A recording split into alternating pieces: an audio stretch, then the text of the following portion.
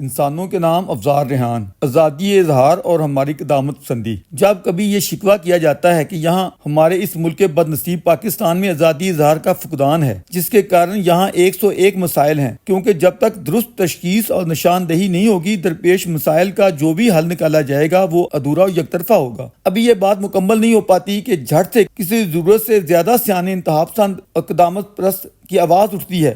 افزار ریحان صاحب، آپ کا رونا دھونا فضول ہے۔ یہاں آزادی اظہار پر کوئی بندش یا قدغن نہیں، صرف بات کرنے کا طریقہ، سلیقہ اور ڈھنگ آنا چاہیے۔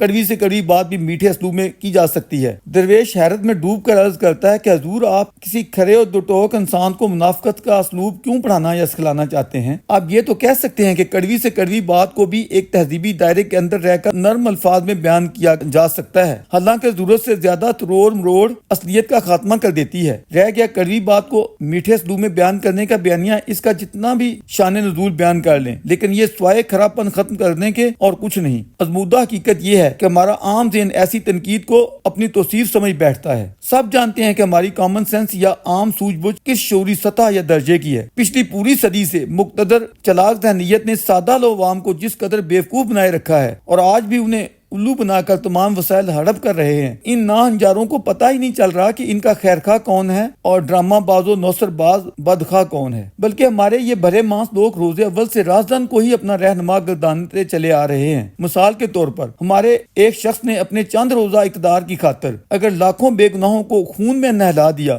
گھروں بے گھر کر دیا، ان کی نسلوں کو برباد کر ڈالا، ریاستی پروپیگنڈے کا کرشمہ قابل ملاحظہ ہے کہ ایسا شخص ہمارا ہیرو قرار پاتا ہے۔ وہ تو رہا ایک طرف، اس کے چیلوں چانٹوں اور یا اسی کی تشکیل پائی ہوئی ذہنیت کے خلاف بھی زبانیں کل مت کھولنا، ورنہ لینے کے دینے پڑ جائیں گے۔ بات کرنی ہے تو ایسے کرو کہ کسی کے پلے کچھ نہ پڑے، بلکہ عوام کا نام کے اوپر سے گزر جائے۔ سوال اٹھتا ہے کہ ایسی حکومتوں یا دنائیوں کا فائدہ کیا جنہیں محض حکماں ہی جان یا سمجھ سکیں؟ عوام الناس جو اصل مخاطب ہیں، ان کے پلے کچھ نہ پڑے۔ ایسے سیانے بھی ہیں جو اس نوع کے مشورے دیتے نہیں تھکتے کہ دیکھو، مقامی زبان میں ایسی باتیں لکھنا یا بولنا مناسب نہیں، بہتر ہے آپ اپنا میڈیم بدل لیں۔ یہی باتیں اگر انگریزی زبان میں لکھو گے تو کسی کو اعتراض نہ ہوگا۔ درویش عرض گزار ہے کہ ایسی کسی بھی کاوش کا فائدہ یا حاصل کیا ہے؟ مقصود تو اپنے لوگوں تک اپنی بات پہنچانا ہے، نہ کہ انگریزی دانوں سے واہ واہ کروانا۔ تو پھر یہ حجت بازیاں کیوں؟ رہ گیا ادبی اسلوب یا ایسی لفاظی جس سے عام آدمی کے پلے کچھ نہ پڑے، اس کا بھی حاصل اصول 0 + 0 = 0 ہے۔ آج اگر ہمارے لوگ قدامت پسند، رجت پسند یا انتہا پسند ہیں اور اسی کو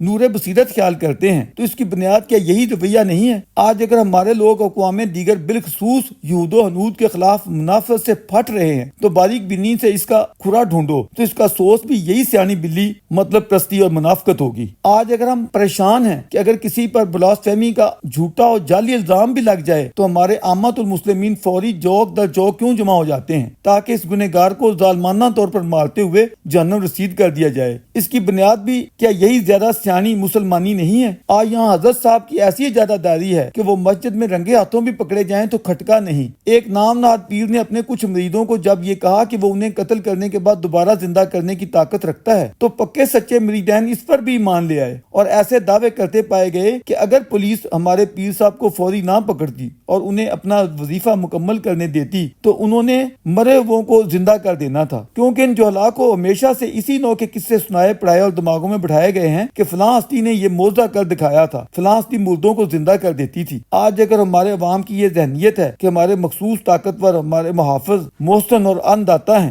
یہ ہیں تو ہم ہیں، ورنہ ہم غزہ، یمن، عراق اور شام ہوتے۔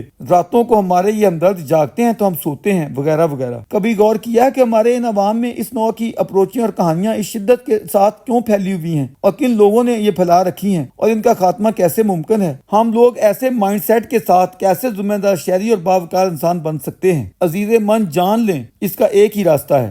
اس درویش کو اور حریت فکر کی اپروچ رکھنے والے تمام لوگوں کو اسی طرح آزادی اظہار عنایت فرما دو جیسی تم قدامت کے علم برداروں کو بالفعل یہاں حاصل ہے۔ درویش کے سینے سے بارہا یہ بڑھاس اٹھتی ہے کہ ہمارا یہ مسلم سماج اور اس کے تاجدار چند برسوں کے لیے ہی صحیح آزادی اظہار کا وہ حق ہمیں بھی دے دیں جو خود انہیں پوری ڈٹائی سے حاصل ہے۔ اگر آپ لوگ جان کے امان بخشتے ہوئے لبرل انسانوں کے ساتھ دست درازی نہ کریں تو محض ایک برس بعد قدامت و انتہا پسند یہ ڈھونڈتے پھریں گے کہ ہمارا وہ مقدس نظریہ جبر کہاں چلا گیا جس کی دھاک و دہشت ہم پورے سماج پر بٹھائے ہوئے تھے۔